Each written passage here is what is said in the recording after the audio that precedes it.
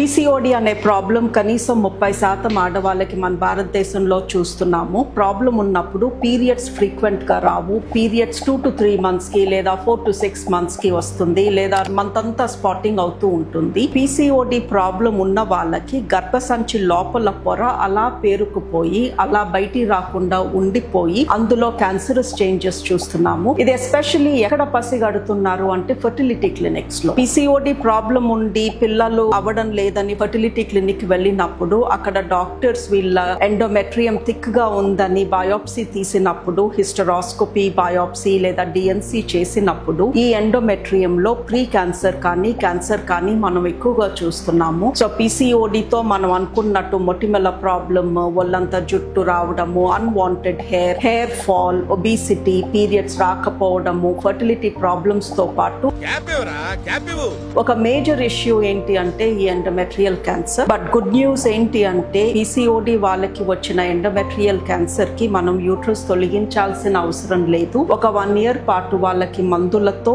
ఈ క్యాన్సర్ పూర్తిగా పోయేలాగా చేయగలము. ఇలా ఎంతో మందికి చేశాము, వాళ్ళకి మళ్ళీ పిల్లలు పుట్టారు కూడా. మీ వెనక ఏదో పవర్ ఉందమ్మా.